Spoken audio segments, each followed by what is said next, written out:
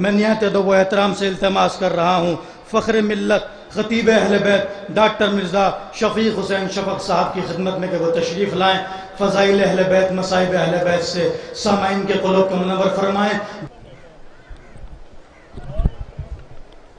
رحم اللہ من قرأ الفاتحہ۔ لا حول ولا قوة الا باللہ العلی العظیم۔ اعوذ باللہ من الشیطان اللعین الرجیم۔ بسم اللہ الرحمن الرحیم۔ الحمد للہ رب العالمین والعاقبۃ للمتقین والجنۃ للمطیعین والنار للملحدین والصلاة والسلام علی مولانا مولا الثقلین بالقاسم محمد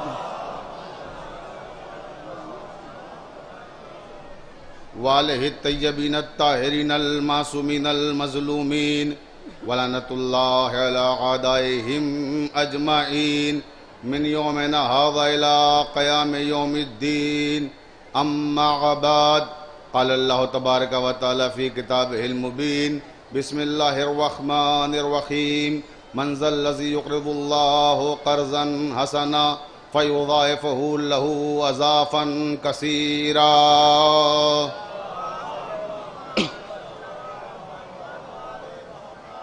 یہ کائنات اور اس کائنات کا ذرہ ذرہ محمد وآل محمد علیہ السلام کا مقروض ہے۔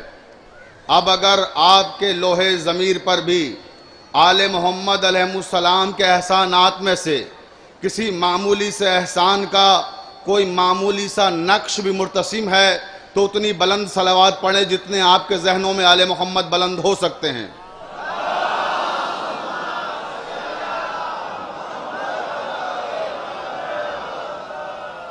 واجب الاحترام سامعین کرام، محبان اہل بیت علیہ السلام، میں نے جس آیہ مبارکہ کو سرنامہ کلام قرار دیا ہے وہ قرآن مجید کے دوسرے سورہ بقرہ کی 244ویں آیت ہے، جس میں پروردگار عالم ارشاد فرما رہا ہے، کائنات کا خالق و مالک اپنی مخلوق سے مطالبہ کر رہا ہے کہ من ذا الذی یقرض اللہ قرضا حسنا، تم میں کوئی ہے جو مجھے قرض حسنا دے، اس وعدے کے ساتھ کہ میں تمہیں اضافوں کے ساتھ واپس کروں گا۔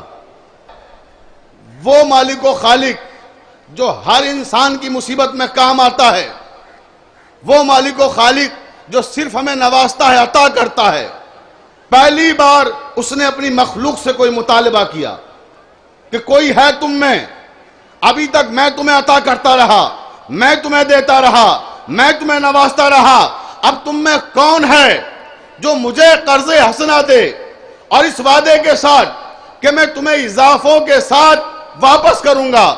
اب عزیزان محترم، آپ کسی مسلک کی تفسیر اٹھا کے دیکھ لیجئے، ہر مفسر نے لکھا کہ اللہ کو قرض حسنہ دو، اللہ کو قرض حسنہ دو، اللہ کو قرض حسنہ دو، مگر یہ کسی مفسر نے بتانے کی زحمت نہیں کی کہ قرض حسنہ ہے کیا، توجہ ہے نا، دے کیا۔ مالک و خالق تو مانگ رہا ہے قرض حسنہ، مگر قرض حسنہ میں ہم دے کیا؟ تو راوی کہتا ہے کہ ہمارے چھٹے امام حضرت امام جعفر صادق علیہ السلام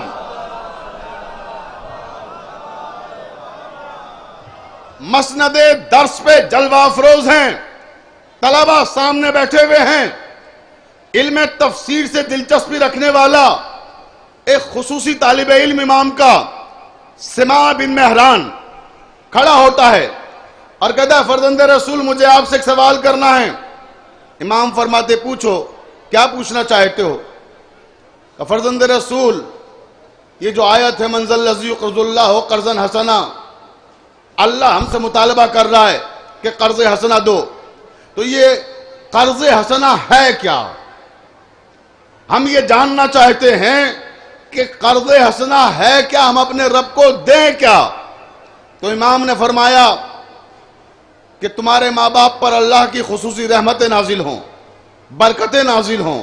تم نے بہت خوبصورت سوال کیا ہے، اس سوال کا جواب تمہارے لیے بھی جاننا ضروری ہے، اور یہاں جتنے بیٹھے ہوئے ہیں ان کے لیے بھی جاننا ضروری ہے، اور جو نہیں جانتے تم پر فرض ہے کہ تم انہیں جا کر بتاؤ کہ قرض حسنہ ہے کیا۔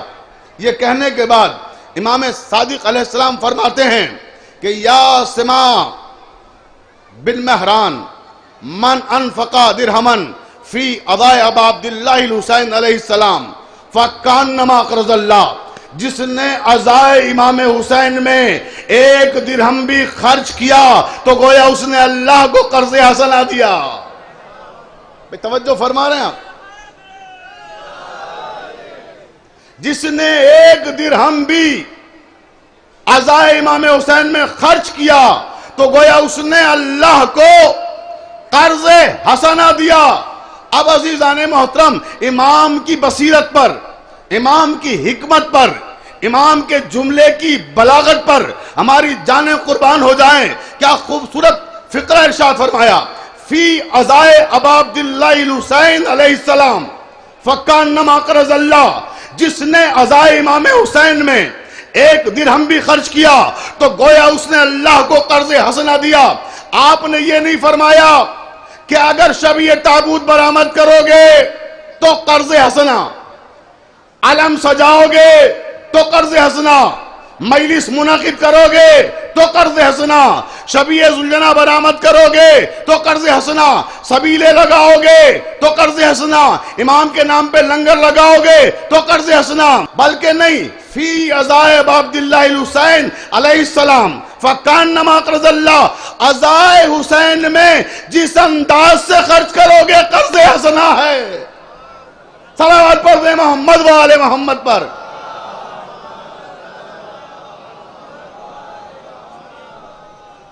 تو یہ جو ذکر ہے جسے آپ سماعت فرما رہے ہیں اور فرش ادا پہ بیٹھے ہوئے ہیں، یہ ہم پر قرض بھی ہے اور فرض بھی ہے، اور دونوں کے لیے قرآن میں شواہد موجود ہیں۔ قُلْ لَا أَسْأَلُكُمْ عَلَيْهِ أَجْرًا إِلَّا الْمَوَدَّةَ فِي الْقُرْبَى،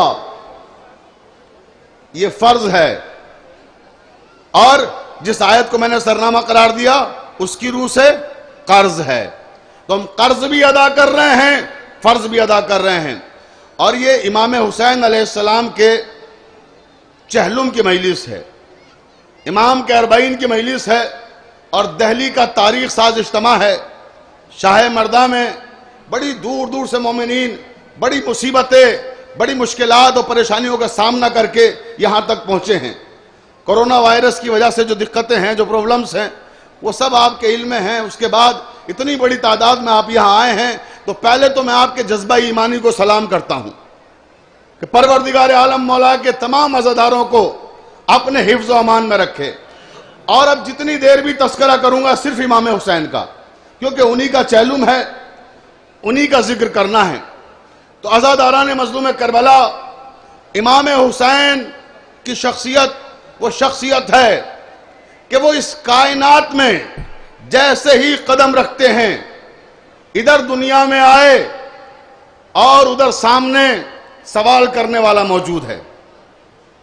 یا یہ عرض کروں کہ امام حسین کا شفا خانہ کائنات کا وہ شفا خانہ ہے، اور امام حسین کائنات کے وہ حکیم ہیں جو پیدا ادھر ہوئے ادھر مریض سامنے کھڑا ہوا ہے۔ توجہ فرمائیں، میں کیا عرض کر رہا ہوں، ادھر پیدا ہوئے ادھر مریض سامنے ہے۔ آپ نے فطرس کا واقعہ ہزاروں بار سنا ہوگا، مجھے واقعہ نہیں سنانا، انالیسس کرنا ہے اور اس کے اندر چھپے ہوئے پیغام کو آپ تک پہنچانا ہے۔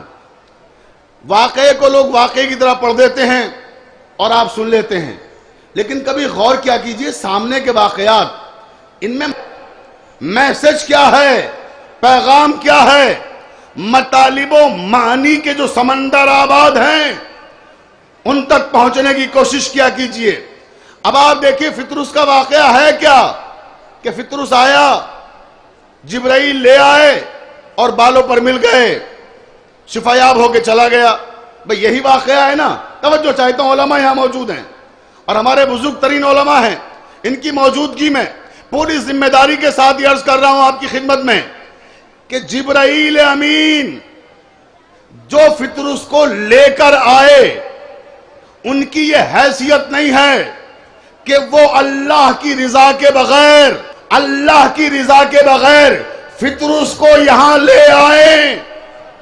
توجہ فرمائیے میں کیا عرض کر رہا ہوں. دیکھیں اس لیے کہ یہ اپنی حیثیت پہچاننے والا فرشتہ ہے. آپ کو یاد ہے شب معراج کیا کہا تھا کہ یا رسول اللہ اگر 2 قدم بھی آگے بڑھ گیا تو بالوں پر جل جائیں گے. تو پھر اب مجھے انصاف سے بتائیے کہ فطرس آیا کیسے یہاں تک اور فطرس ہے کون.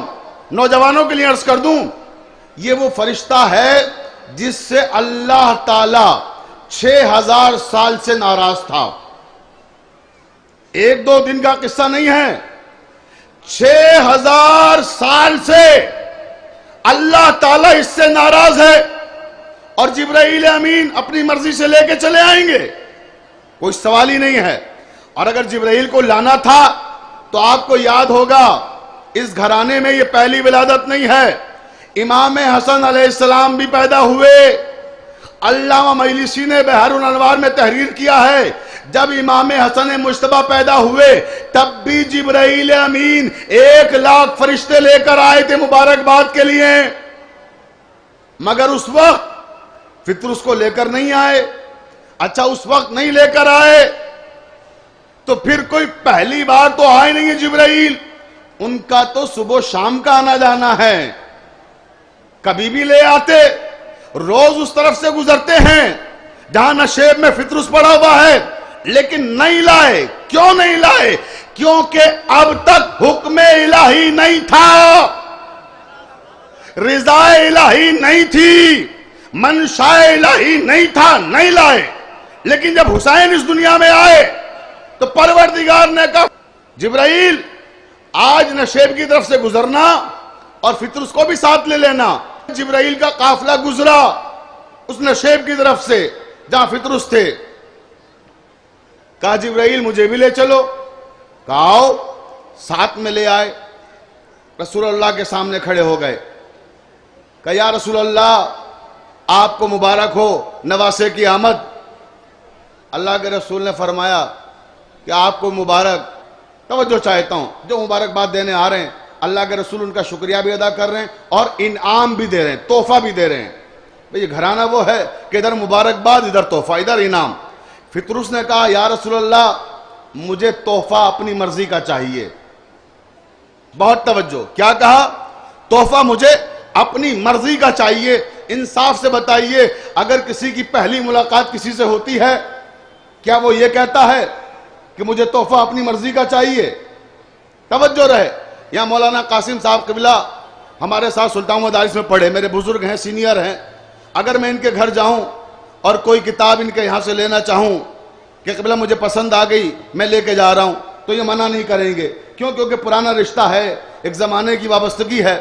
لیکن میں یہاں بیٹھے ہوئے علماء میں سے قبلہ حیدر مہندی صاحب کے یہاں جاؤں جن سے بھی پہلی ملاقات میری ہو رہی ہے آج, ان کے گھر جا کے کتابیں اٹھانے لگوں کہ مجھے یہ کتابیں چاہیے تو انصاف سے بتائیے کیا سوچیں گے یہ کہ پہلی بار آئے اور آتے ہی کتابیں لینے لگے؟ تو یہ خلاف تہذیب ہے. اگر کوئی حد سے زیادہ بے تکلفی اختیار کرے تو یہ تہذیب کے خلاف مانا جاتا ہے. اگر آپ کے رشتے پرانے ہیں تو ایک الگ بات ہے. توجہ چاہتا ہوں. تو معلوم ہوا پہلی بار آئے ہیں اور کہہ کیا رہے ہیں تحفہ اپنی پسند کا لوں گا. اس کا مطلب یہ ہے کہ یہ پہلی بار ملاقات نہیں کر رہے ہیں, اس گھرانے سے ان کا پرانا رشتہ ہے. بھئی توجہ ہے, اس گھرانے سے ان کا پرانا رشتہ ہے, روز الست سے رشتہ قائم ہے. اللہ کے رسول نے کہا کیا چاہتے ہو؟ کہ شفا چاہیے, عذاب اور عتاب سے نجات چاہیے, جنت سے نکال دیا گیا ہوں جنت میں واپسی چاہیے, بالوں پر جل گئے ہیں بالوں پر چاہیے. میں کہوں گا یا رسول اللہ قرآن کہہ رہا ہے وَمَا أَرْسَلْنَاكَ إِلَّا رَحْمَةً لِّلْعَالَمِينَ, آپ ساری کائنات کے لیے رحمت بنا کر بھیجے گئے ہیں, دست رحمت اس پہ پھیر دیجئے شفا یاب ہو جائے گا. بھئی توجہ چاہتا ہوں. اور آپ خاتم النبیین ہیں، افضل المرسلین ہیں، سفارش کر دیجئے جنت میں داخلہ بھی ہو جائے گا. نہیں، کہ آج میرے حسین کی معرفت کا دن ہے. پروردگار زمانے کو بتانا چاہتا ہے کہ آنے والا کون آیا ہے. کہ حسین کے گہوارے سے مس کر دو. ادھر گہوارے سے مس ہوا، بالوں پر مل گئے. اب یہاں پر سوال قائم کرنا چاہتا ہوں کہ اللہ تعالیٰ 6000 سال سے ناراض تھا، مگر راضی کیسے ہوا؟ بھئی توجہ رہے، اللہ راضی کیسے ہوا؟ اللہ نے کہا کہ الانسان مرکب من الخطاء والنسیان، انسان غلطیوں اور خطاؤں کا پیکر ہے.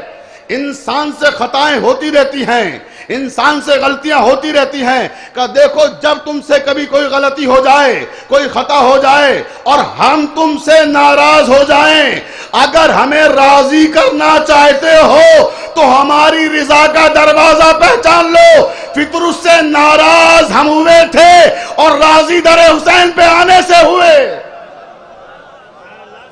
صلوات پڑھ دیں محمد و آل محمد پر.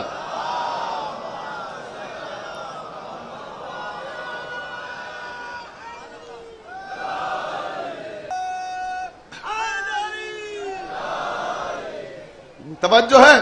تو راضی کہاں ہوا اللہ؟ در حسین پر.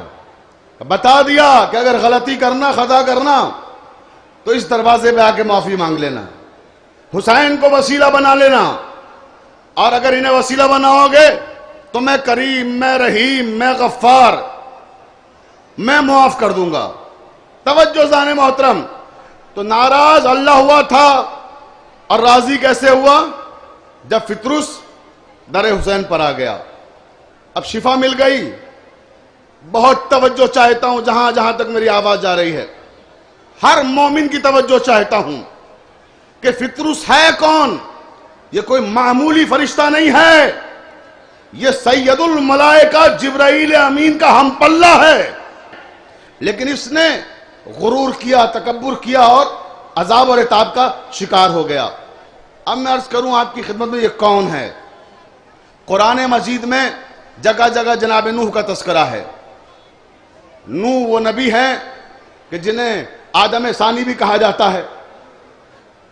پروردگار عالم نے انہیں 2500 سال کی عمر دی اور 900 سال تک انہیں نے دین کی تبلیغ کی. توجہ چاہتا ہوں، 35,000 سال تک ان کے جانے کے بعد بھی ان کی شریعت نافذ رہی. کوئی بھی نبی آتا رہا شریعت نوح پہ عمل کرتا رہا. اللہ تعالیٰ نے قرآن میں بیان فرمایا کہ اس میرے نوح نبی پر امت نے بڑے ظلم کیے، حتیٰ کہ قرآن میں بیوی پہ بھی لعنت کی گئی کہ بیوی نے بھی اذیتیں دی. باہر سماج اذیت دیتا تھا، معاشرہ اذیت دیتا تھا، قوم اذیت دیتی تھی اور گھر میں بیوی اذیت دیتی تھی. اتنے پتھر لوگ مارتے تھے کہ زخموں سے چور ہو جاتے تھے، اور جب گھر میں آتے تھے تو اس لائق نہیں ہوتے تھے کہ خود سے اٹھ کر کوئی کام بھی اپنا انجام دے سکیں. ایک گلاس پانی بھی مانگتے تو بیوی پانی تک دینے کی روادار نہ تھی. اتنی اذیت، اتنی تکلیف کس نے اٹھائی؟ جناب نوح نے اٹھائی. روز زخمی ہوتے تھے لیکن روز اگلے دن تازہ و توانا ہو کر پھر تبلیغ میں نکل جاتے تھے. کیسے؟ پروردگار کہتا ہے کہ میں ایک فرشتہ بھیجتا تھا. جب زخمی ہو کر میرا نبی آتا تھا تو ایک فرشتہ آتا تھا اور وہ فرشتہ نوح کے زخموں پر کافوری پر رکھتا تھا. اور جیسے ہی فرشتے کے کافوری پر نوح کے زخموں پر آتے، نوح کے زخم مندمل ہو جاتے، شفا یاب ہو جاتے. نوح پھر صحت مند ہو کے اگلے دن تبلیغ پہ نکل جاتے. تو یہ سلسلہ کب تک رہا؟ 900 سال تک رہا. ایک دو دن کا مسئلہ نہیں ہے. توجہ چاہتا ہوں کہ فرشتہ آتا رہا اور شفا دیتا رہا، فرشتہ آتا رہا اور شفا دیتا رہا. اب علماء اکرام یہاں موجود ہیں، بزرگ علماء نے لکھا کہ وہ فرشتہ تھا کون؟ وہ فرشتہ تھا فطروس، جو جناب نوح کو آ کے شفا دیتا تھا، جو ان کے زخموں کو مندمل کرتا تھا۔ تو عزیزان محترم، آخری آدمی تک توجہ چاہتا ہوں، یہ جو فطرس فرشتہ ہے یہ وہ فرشتہ ہے جو نبیوں میں شفا بانٹتا ہے۔ یہ وہ فرشتہ ہے جو نبیوں میں شفا بانٹتا ہے، جو نبیوں میں شفا بانٹے، جب محتاج شفا ہو تو در حسین پہ آتا ہے۔ صلوات پڑھ دیں محمد و آل محمد پر۔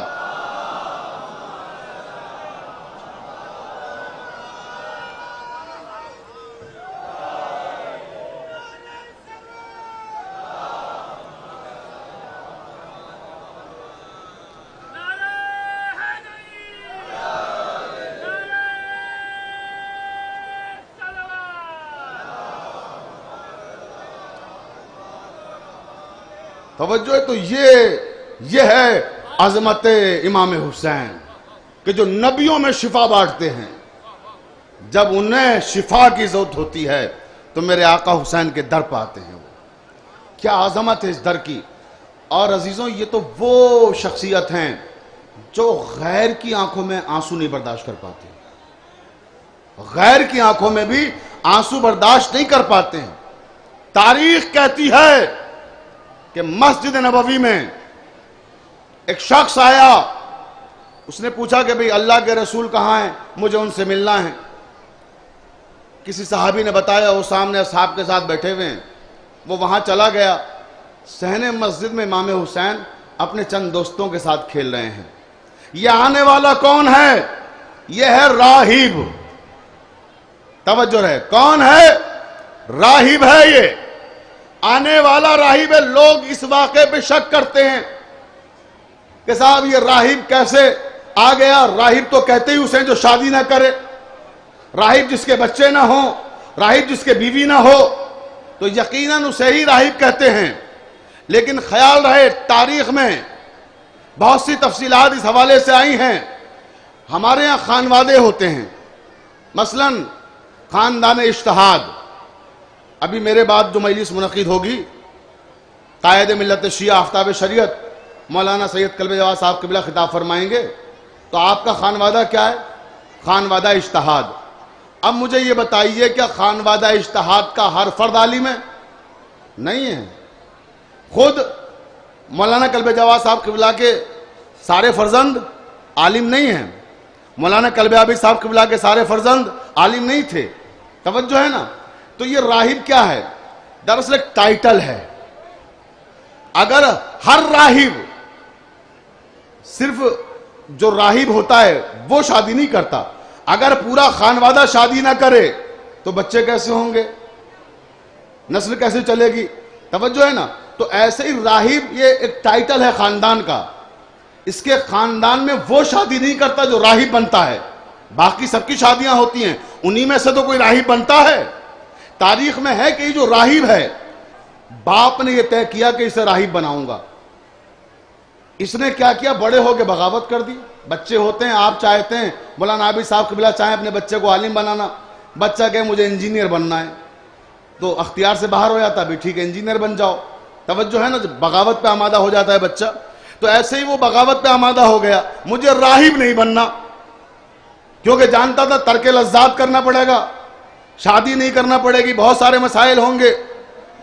اس نے کہا مجھے نہیں بننا۔ ماں باپ کو برا لگ گیا، بد دعا دے دی کہ تو شادی کرے گا تیرے بچے نہیں ہوں گے۔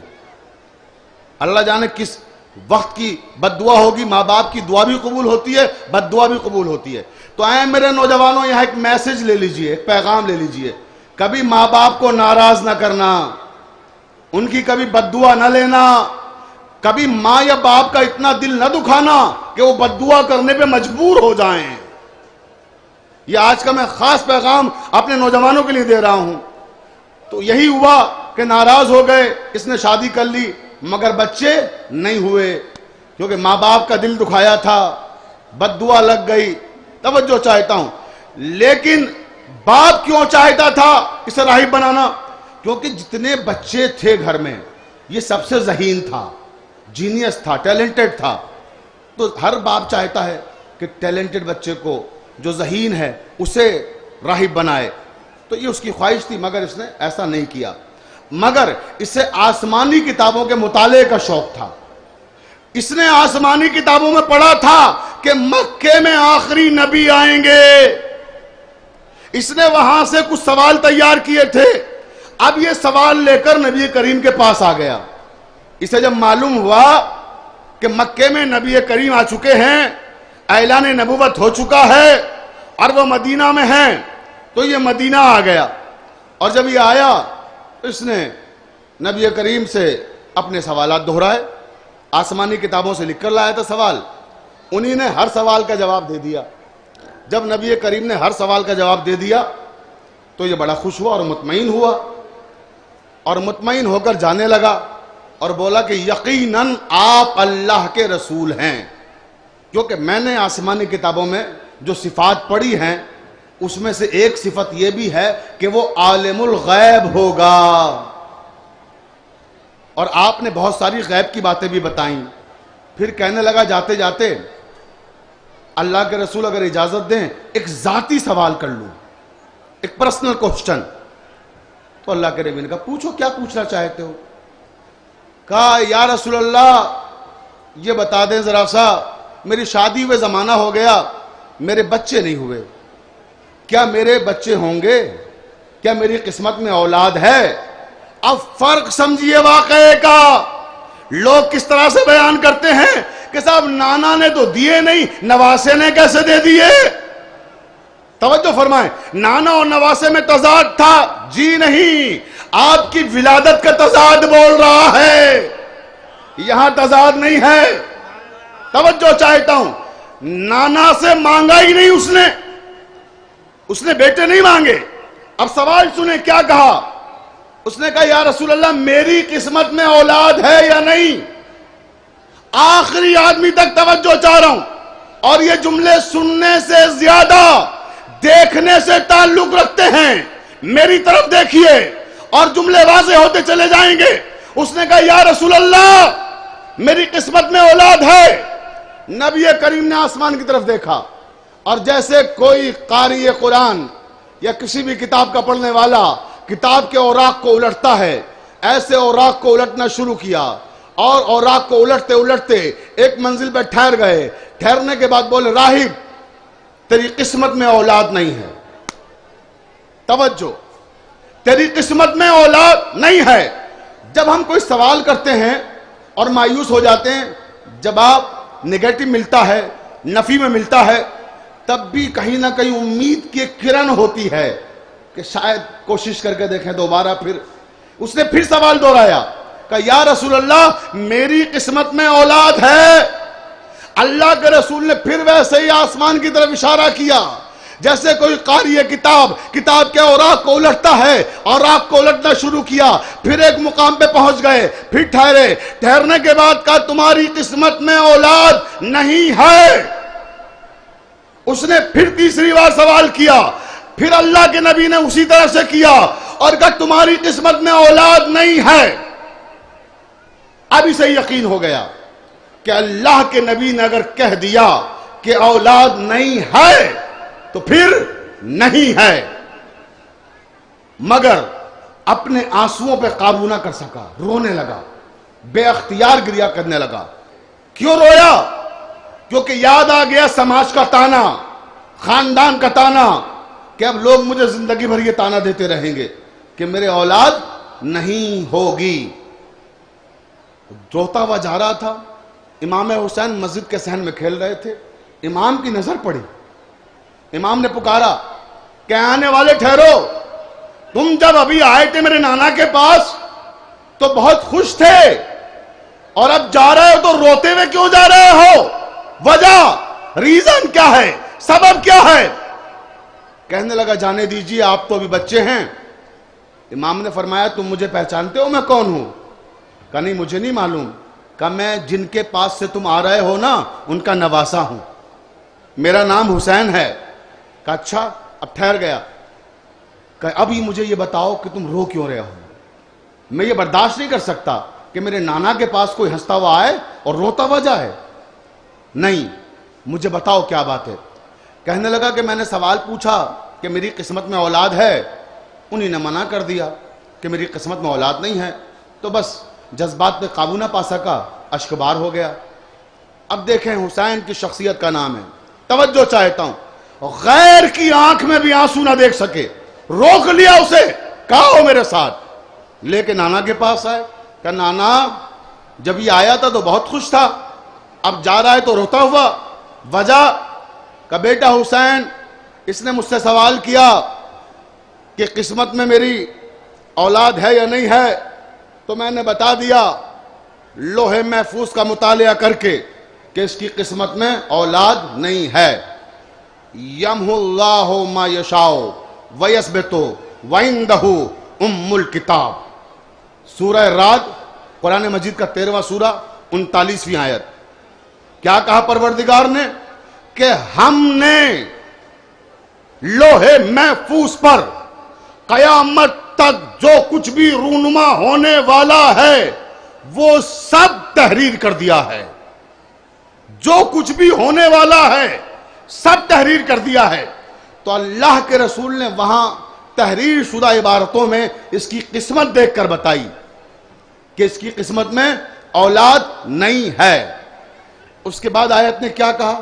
لیکن میں اللہ لکھے ہوئے کا پابند نہیں ہوں۔ توجہ چاہ رہا ہوں، لیکن میں اللہ لکھے ہوئے کا پابند نہیں ہوں، میں قادر مطلق ہوں، میں جسے چاہتا ہوں اپنی مشیت سے بدل دیتا ہوں۔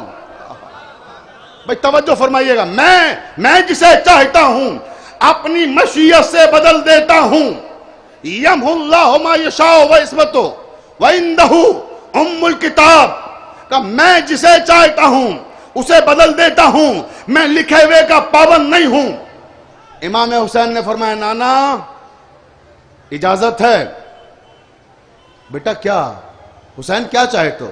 نانا اسے آپ کی بارگاہ سے مایوس نہیں بھیجوں گا، یہ کہا اور آسمان کی طرف جیسے نانا نے اشارے کیے تھے ویسے لوح محفوظ کی طرف اشارہ کیا، اشارہ کر کے جیسے کوئی کتاب کھولتا ہے کتاب کھولی، پھر جیسے کچھ لکھا ہوا ہم مٹاتے ہیں نا اسے مٹایا، مٹا کے پھر ہم کچھ نیا لکھتے ہیں۔ توجہ چاہتا ہوں، جیسے مٹا کے کچھ نیا لکھتے ہیں پھر نیا لکھا، تب کہا کہ میں نے تمہیں ایک بیٹا دیا۔ بھئی توجہ رہے، میں نے تمہیں ایک بیٹا دیا، اس کے بعد پھر ویسے ہی لکھا، پھر مٹایا، پھر لکھا، پھر کہا میں نے تمہیں 2 بیٹے عطا کیے، پھر اسی طرح سے مٹایا، لکھا، 3 بیٹے دیے، 7 بار اسی طرح سے حسین لکھتے رہے اور مٹاتے رہے اور کہتے رہے 1 بیٹا دیا، 2 بیٹے دیے، 3 بیٹے دیے۔ قرآن نے کیا کہا تھا؟ یمحو اللہ ما یشاء ویثبت وعندہ ام الکتاب، ہم نے سب کچھ لکھ دیا ہے لوح محفوظ پر، لیکن ہم لکھے ہوئے کے محتاج نہیں ہیں، ہم جسے چاہتے ہیں اپنی مشیت سے، ہم جسے چاہتے ہیں اپنی مشیت سے بدل دیتے ہیں۔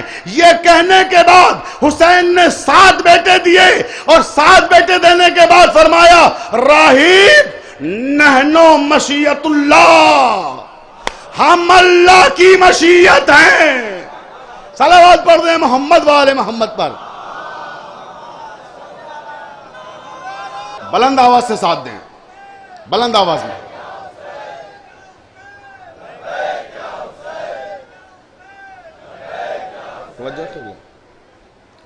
تو عزیزان محترم آپ نے دیکھا نحنو مشیت اللہ، ہم ہیں اللہ کی مشیت، ہم ہیں مالک تقدیر، ہم یوں تقدیر بدل دیتے ہیں۔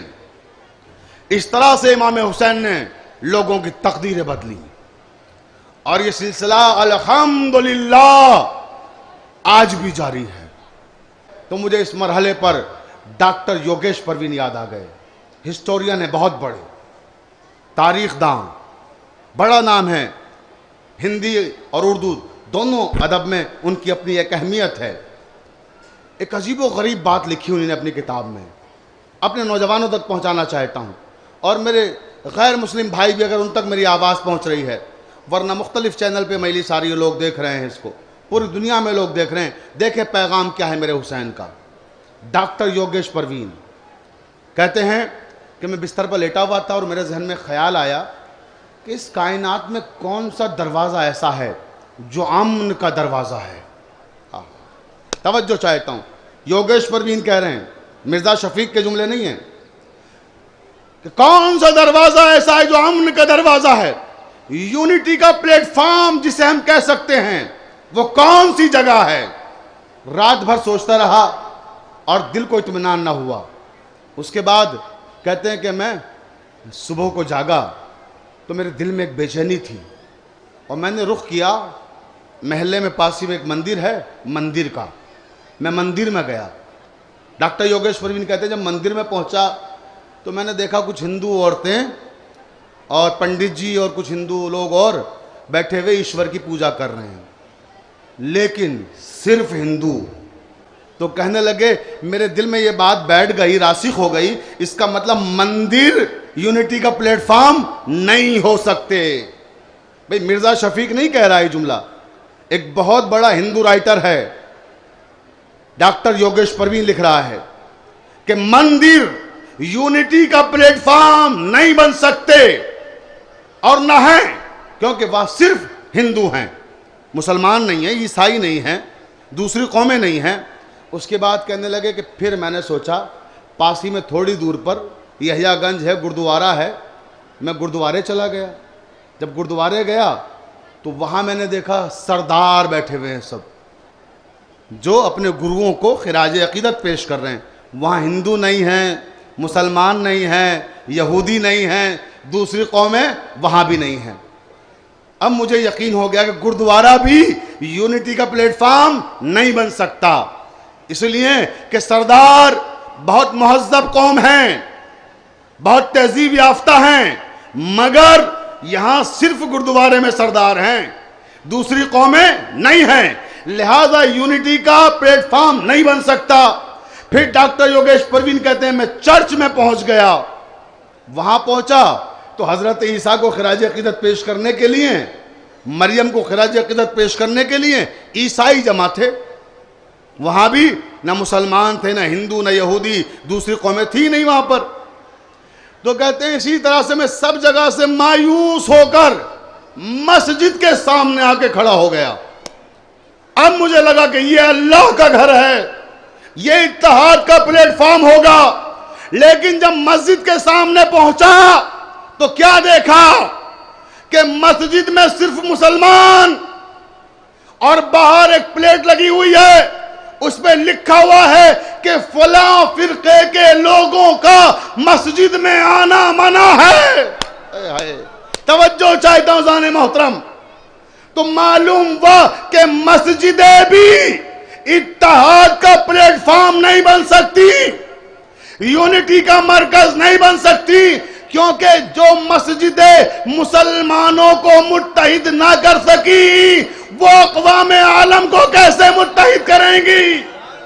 توجہ جاگ کے سنیے گا، بس آخری جملہ، پوری توجہ آخری آدمی تک. اس کے بعد یوگیش پروین کہتے ہیں کہ میں مایوس ہو گیا، سمجھ میں نہیں آیا کیا کروں، کہاں جاؤں. پھر میرے ذہن میں ایک بات آئی کہ لکھنؤ عزاداری کا مرکز ہے. بس جیسی عزا کا مرکز ذہن میں آیا، فوراً امام حسین کا عزا خانہ میرے ذہن میں آ گیا. توجہ، جیسے ہی میرے ذہن میں عزا کا تصور آیا، عزا خانہ آیا، بس میں نے طے کر لیا کہ مجلس حسین ہی تو وہ مرکز ہے جہاں ہندو بھی ملے گا، عیسائی بھی ملے گا، کرسچن بھی ملے گا، سردار بھی ملے گا، ہر مذہب کا انسان ملے گا. اس کے بعد عزا خانے سے خطاب کرتے ہوئے کہتے ہیں کہ مسجدوں دیرو کلیسا نہ کبھی ایک ہوئے. توجہ آخری آدمی تک. امام حسین کے عزا خانے سے خطاب کرتے ہوئے ڈاکٹر یوگیش پروین کہتے ہیں، امام حسین کو ذہن میں رکھتے ہوئے امام حسین سے خطاب کرتے ہوئے کہتے ہیں کہ مسجدوں دیرو کلیسا نہ کبھی ایک ہوئے، تیرے دربار میں پہنچے تو سبھی ایک ہوئے. صلوات پڑھ دے محمد وآل محمد پر.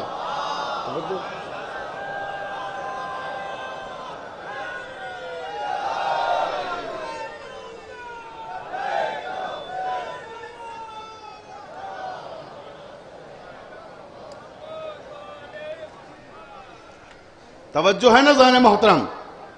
تو یہ ہے حسین ابن علی کہ جن کا ازا خانہ مرکز اتحاد ہے.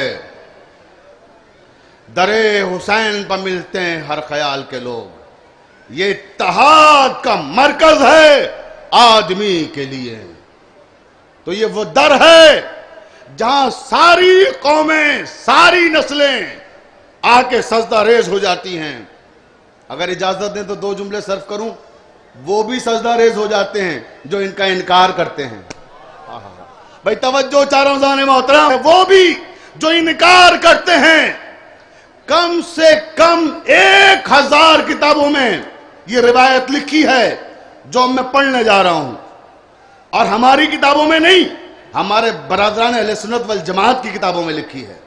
ہر شہادت نامے میں لکھی ہوئی ہے روایت. توجہ رہے روایت کیا ہے. بس 2 جملے پڑھوں گا, پوری روایت سنانے کا وقت نہیں ہے. کہ عبداللہ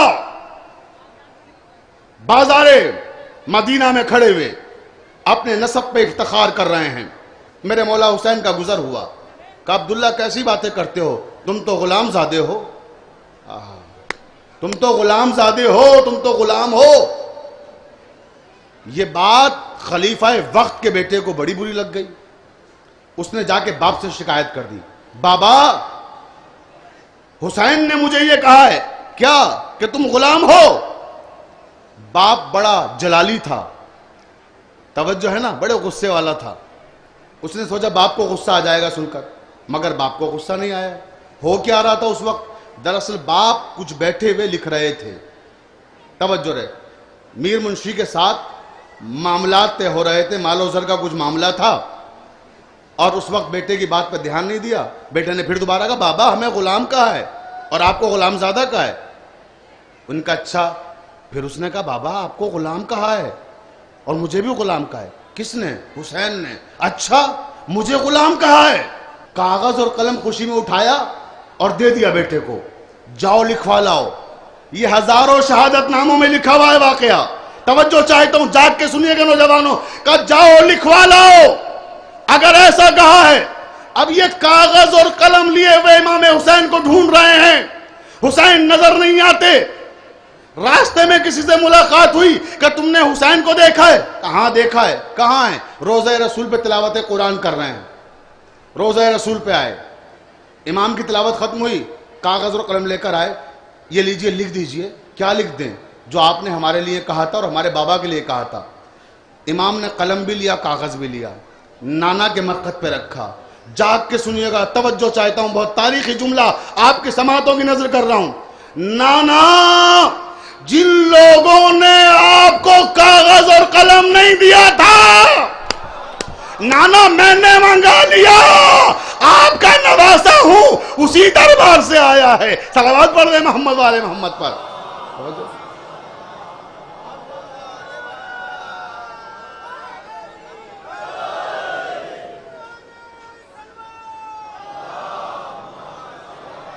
نانا جنہی نے آپ کو کاغذ قلم دینے سے انکار کر دیا تھا, مانگنے پر نہیں دیا تھا, میں آپ کا نواسا, میں نے بھی منگوا کے چھوڑا. بن مانگے آیا ہے نانا. کاغذ قلم اٹھایا, لکھ دیا, لے کر چلا گیا بیٹا باپ کے پاس. تفصیلی روایت ہے, بس آخری جملے ختم کر رہا ہوں. باپ کے پاس پہنچا. باپ نے وصیت کر دی کہ جب مر جاؤں تو اسے تربت میں رکھ دینا, قبر میں رکھ دینا. میں نے جملہ کیا کہا تھا؟ جو انکار کرتے ہیں وہ بھی مانتے ہیں. بہت توجہ عزیزان محترم. ایک بہت ہی مشہور اہل سنت شاعر ہیں, علامہ حافظ عارف اکبر آبادی, کراچی کے ہیں.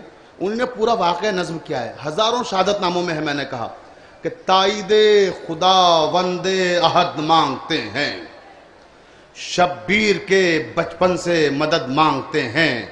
پایا ہے امامت کو جو مائل بکرام, फारूक गुलामी की सनद मांगते हैं। सलावत पढ़ दे मोहम्मद वाले मोहम्मद पर।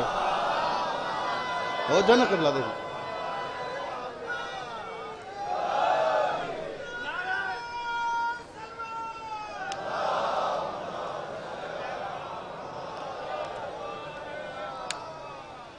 तो ये तो वो हैं कि जिनका इनकार करने वाले भी मजबूर होते हैं मदद मांगने पर, दरवाजे पे सजदा रेज होने पर। बस अजीजों, अब दामन वक्त में गुंजाइश नहीं है। बस आखिर में चलते चलते यही पैगाम देना है कि इमाम हुसैन के फ़ज़ाइल तो सुने आपने, लेकिन अब पैगाम भी सुन लीजिए। इमाम हुसैन का पैगाम क्या था? क्यों गए थे करबला? वो फितना और फिसाद के खात्मे के लिए गए थे। अब मैं अपनी कौम के तमाम जिम्मेदारों से खिताब कर रहा हूँ, नौजवानों से खिताब कर रहा हूँ, बुजुर्ग उलमा की मौजूदगी में, कि खुदा के लिए इमाम के मकसद को समझो। इमाम चाहते थे कि दुनिया से फितना और फिसाद खत्म हो जाए, और आप चाहते हैं कि अपनों में फितना और फिसाद पैदा हो जाए। आप हुसैनी हैं? बताइए जरा, मुझे सोचिए, ठंडे दिल से जायजा लीजिए कि हमारा फर्ज क्या है।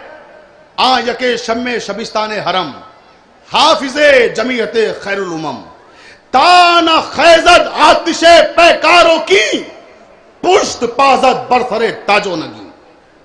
अरे ये वो घराना है जिसने तख्तो ताज पे ठोकरें मार दी सिर्फ इसलिए और फिसाद ना पैदा हो, फितना और फिसाद के खात्मे के लिए।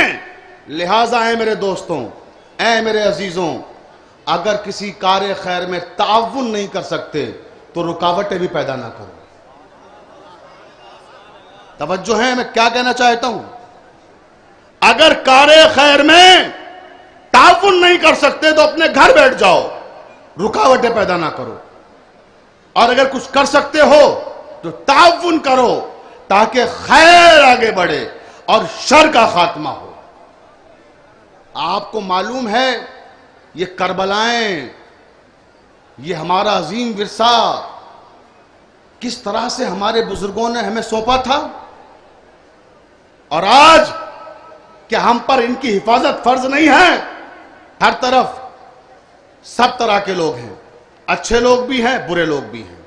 मैं ये नहीं कहता कि हर करबला का मुतवल्ली ईमानदार है, मगर ये भी नहीं कह सकते आप कि हर करबला का मुतवल्ली बेईमान है। तवज्जो है। तो जो अच्छे तरीके से लोग काम कर रहे हैं उन्हें काम करने दीजिए, बस इतनी गुजारिश है आपसे। और जो लोग काम नहीं कर रहे हैं, जो बर्बाद कर रहे हैं, औकाफ को बेच रहे हैं, उनके खिलाफ यकीनन महाजाराई कीजिए, मगर महाजाराई सुनी सुनाई बातों पे ना कीजिए।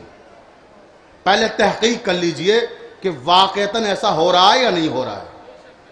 तवज्जो, कभी कभी हम ऐसा होता है तहकीक नहीं करते, बस खाली सुनी कोई बात और उसके बाद हम भी शामिल हो गए कि फुला शामिल है तो हम भी शामिल, फुला शामिल है तो हम भी शामिल। मालूम हुआ कि जो शुरुआत जिसने की थी वही झूठा था, तो सारे झूठे इकट्ठे हो गए। तवज्जो है ना जाने मोहतरम।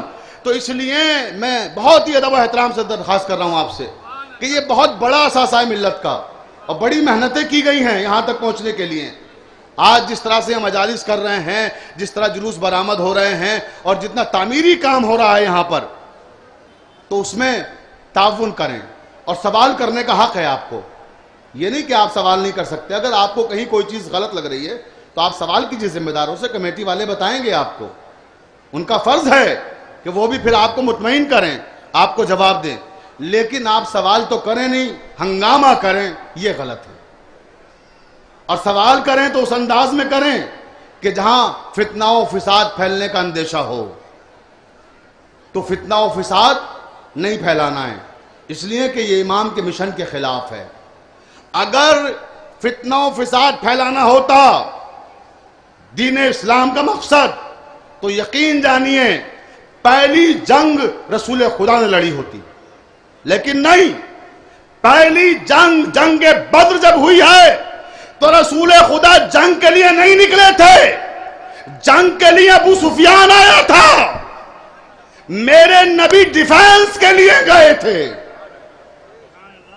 اور اگر اسلام میں فتنہ و فساد کو ختم کرنے کی تاکید نہ کی گئی ہوتی تو جب ولید کے دربار میں امام حسین کو بلایا گیا تھا وہیں جنگ ہو جاتی. آقا عباس نے تلوار نکال لی تھی نیام سے باہر، مگر امام حسین نے روکا، نہیں عباس، ہمارا مقصد جنگ کرنا نہیں ہے، ہم امن کا پیغام لے کر آئے ہیں، ہم امن چاہتے ہیں.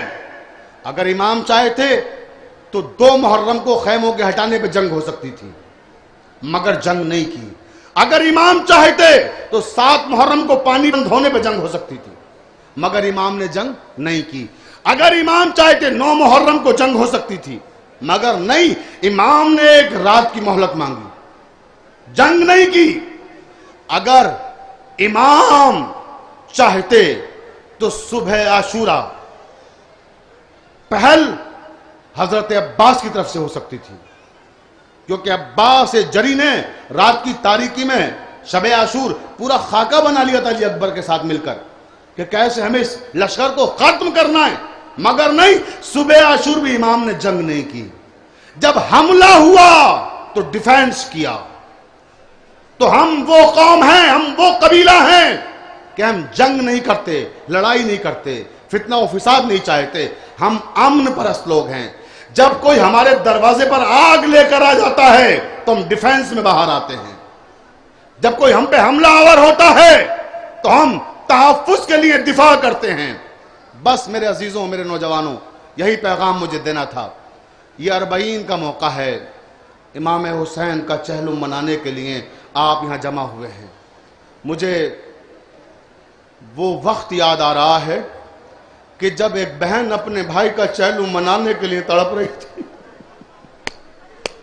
عزادارہ نے مظلوم کربلا سن سکیں گے پہلا چہلم کس طرح سے ہوا امام حسین کا.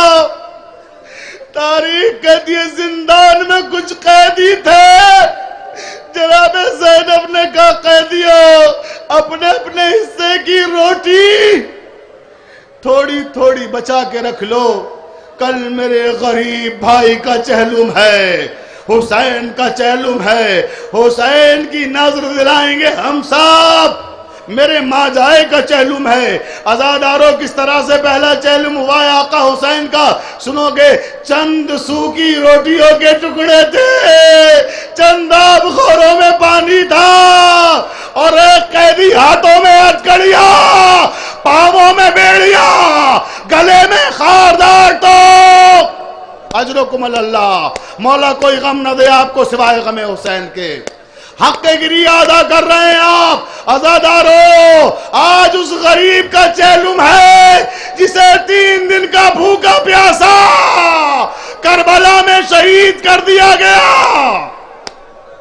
اس غریب کا چہلم ہے جس کے 6 مہینے کے بچے کو چند قطرہ آب نہیں دیا گیا. اس غریب کا چہلم ہے جس کی 3 برس کی بچی شمر سے کہتی تھی ظالم میرے گلے کی رسی ڈھیلی کر دے، ارے میرا دم گھٹ رہا ہے. اجرکم اللہ.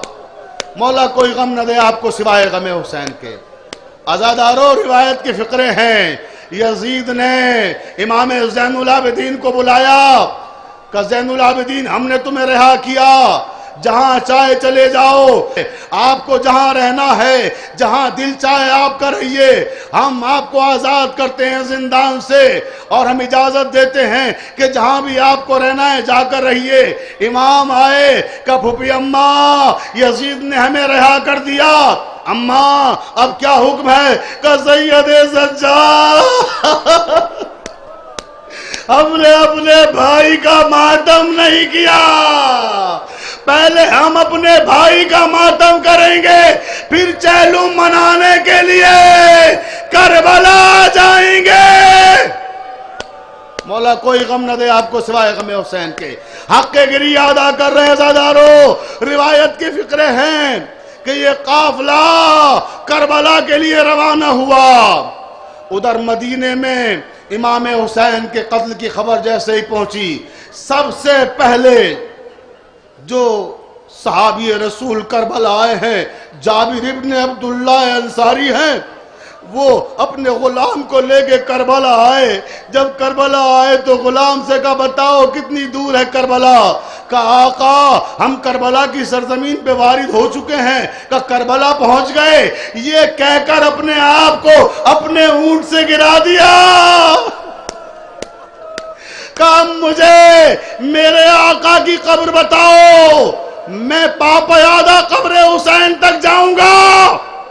اے میرے مولا کے عزاداروں، بڑی دور دور سے آئے ہو، بہت مصیبتیں اٹھا کے، کبھی اس دروازے پہ پہنچے بند ہے، کبھی اس دروازے پہ پولیس کا پہرا لگا ہوا ہے، کبھی یہاں راستہ بند ہے، کہاں کہاں سے مصیبتیں اٹھا کے یہاں تک پہنچے ہو۔ ذرا دیکھو جابر ابن عبداللہ انصاری مدینے سے کربلا آ گیا، بوڑھا صحابی۔ اے میرے غلام مجھے میرے آقا کی قبر پہ لے چلو۔ آقا میں آپ کے آقا کی قبر پہ کیسے لے کر جاؤں؟ یہاں تو بہت ساری قبریں بنی ہوئی ہیں۔ آقا مجھے کیا معلوم کون سی آقا حسین کی قبر ہے؟ کہا اچھا ایسا کرو تم مجھے قبروں کے درمیان لے جا کے کھڑا کر دو۔ قبروں کے درمیان لے جا کے جابر ابن عبداللہ انصاری کو کھڑا کر دیا گیا۔ اب جابر کہتے ہیں السلام علیکہ یا ابا عبداللہ، السلام علیکہ یا ابن رسول اللہ۔ اے فرزند رسول میرا سلام قبول کیجئے۔ قبر حسین سے جواب آیا وعلیکم السلام یا جابر ابن عبداللہ۔ غلام سے کہتے ہیں غلام جس قبر سے یہ آواز آئی ہے مجھے اسی قبر پہ لے جاؤ۔ اس قبر کے قریب آئے، قبر حسین پہ خود کو گرا دیا۔ آقا آپ کو رسول خدا اپنے گادے پہ سواری کراتے تھے، آپ کو سینے پہ سلاتے تھے، آپ کی گردن کا بوسہ لیتے تھے، آپ کی پیشانی کو چومتے تھے، آپ پر یہ ظلم و ستم۔ اجرکم اللہ، مولا کوئی غم نہ دے۔ روایت کے فقرے غلام کہتا ہے آقا اب اٹھ جائیے۔ کیا ہوا؟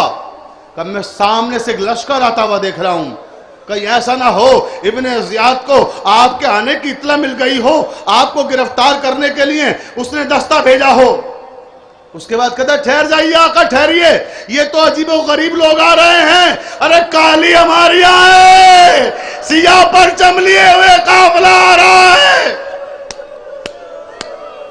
قبر حسین سے آواز آئی جابر ذرا دور چلے جاؤ، میری بہنیں آ رہی ہیں۔ اجرکم اللہ عزادارو، رونے میں کوئی تکلف نہ کیجئے، امام حسین کا پرسہ ویسا دیجئے جیسا امام زمانہ چاہتے ہیں۔ اللہ جانے کس مومن کے پہلو میں امام زمانہ بیٹھے ہوں، نہ جانے کس مومنہ کے پہلو میں جناب فاطمہ زہرا بیٹھی ہو۔ زہرا دعائیں دے رہی ہیں، امام زمانہ اپنے آقا اور اپنے جد کے عزاداروں کو دعائیں دے رہے ہیں۔ عزاداروں لیجئے، قافلہ آ گیا قبر حسین کے قریب۔ بس جیسے قبر حسین کے قریب آیا، روایت کہتی ہے جناب زینب نے خود کو اپنے اونٹ سے گرا لیا۔ اے میرے ماں جائے، اے میرے ماں جائے، ارے بہن زندان سے ہو کے آ گئی، مگر بھیا میں بہت شرمندہ ہوں۔ اے میرے ماں جائے تم نے ایک امانت سونپی تھی، ارے وہ امانت زندان شام میں رہ گئی، ہائے سکینہ۔ راوی کہتا ہے کہ امام زین العابدین جابر ابن عبداللہ انصاری کو لے کر تھوڑے سے فاصلے پر کھڑے ہوئے گفتگو کر رہے تھے اور جابر کو بتا رہے تھے کہ ہم پر کیا کیا ظلم و ستم ہوئے۔ جابر ہم پہ بڑے ظلم ڈھائے گئے، ہم پہ بڑے ستم ہوئے۔ جابر کہتے ہیں آقا میری ایک درخواست ہے، بس آخری بات مجلس تمام ہو گئی، مولا آپ کو سننے کی طاقت دے، آخری فقرے ہیں۔ جابر بڑے ظلم ہوئے، بہت ستایا گیا، جابر سب سے بڑا ظلم کیا تھا جانتے ہو؟ میں نے اپنی ماں بہنوں کو بےریدہ دیکھا، شام کا بازار تھا، لاکھوں کا ہجوم، صاحب تطہیر کی بیٹی بےریدہ کوفہ اور شام کے بازار سے ہوتی ہوئی دربار یزید تک گئی۔ جابر نے سر و سینہ پیٹ لیا۔ اس کے بعد جابر کہتے ہیں آقا میری ایک تمنا ہے۔ بولو جابر کیا چاہتے ہو؟ مجھے قبر ابو الفضل العباس دکھا دیجئے، مجھے قبر ابو الفضل العباس تک پہنچا دیجئے۔ امام زین العابدین جابر کو لے کر قبر ابو الفضل العباس کی طرف جا رہے ہیں۔ بس آخری جملہ، مولا سننے کی طاقت ہے زدارو، تمام ہو گئی مجلس۔ قبر ابو الفضل العباس کی طرف جا رہے ہیں، قبر سے قریب ہونے ہی والے تھے، کیا دیکھا کہ راستے میں ایک دہقان، ایک کسان کھڑا ہوا تھا۔ کہنے لگا کہاں جا رہے ہیں آپ لوگ؟ جابر نے کہا سامنے قبر ہے نہر کے کنارے، اس قبر تک جانا ہے۔ اس کسان نے کہا، دہقان نے کہا جانتے ہو وہ قبر کس کی ہے؟ یہاں 2 محرم کو ایک قافلہ آیا تھا، چند بچے تھے، چند بوڑھے تھے، چند عورتیں تھی۔ 7 محرم کو ان پہ پانی بند کر دیا گیا۔ یوم عاشوراء انہیں بڑی بے دردی سے شہید کر دیا گیا۔ آخری جملہ دادارو، اس کے بعد وہ کہتا ہے جس قبر کی طرف آپ جا رہے ہو پتہ ہے کون ہے یہ؟ کہا کون ہے یہ؟ کس کی قبر ہے؟ کہا یہ اسی لشکر کا علمدار تھا، اس کا نام ابو الفضل عباس ہے، اس کا نام ابو الفضل عباس ہے۔ اس نے اپنی وصیت میں کیا کہا ہے پتہ ہے آپ لوگوں کو؟ یہ کہہ کے بولا کہ اس نے آخری وصیت یہ کی تھی کہ لشکر یزید سے کہہ دیجئے گا آقا حسین اگر اسے آپ کی لاش پامال کرنا ہو تو آپ کی لاش نہ پامال کرے، میرے لاشے کو پامال کر دے، میرے لاشے کو ٹکڑے ٹکڑے کر دے۔ سید سجاد چیخ مار کے روئے، ارے دہقان وہ میرے چچا ابو الفضل العباس تھے اور وہ میرے بابا حسین جن کا لاشا پامال کر دیا گیا۔ اللہم اغفر للمؤمنین والمؤمنات والمسلمین والمسلمات الاحیاء منہم والاموات تاب بیننا بینہم بالخیرات انکا مجیب الدعوات انکا علی کل شیء قدیر۔ ماتم حسین۔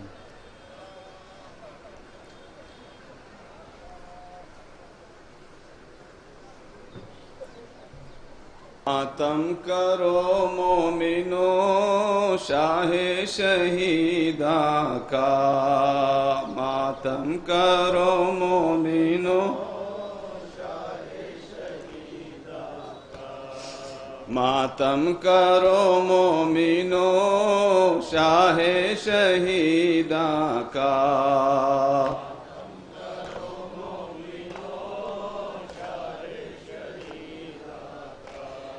جس کو لعینوں نے پانی کو ترسایا،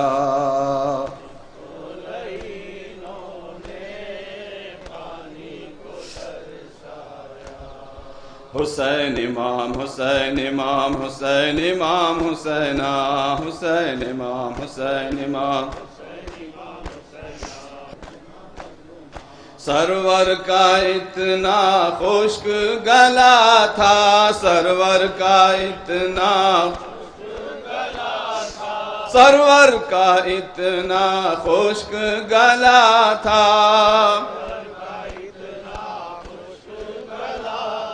خنجر بھی رک رک کے چل رہا تھا، مارا گیا پیاسا زہرا کا شہزادہ، غم کرو مومنو شاہ شہیداں کا،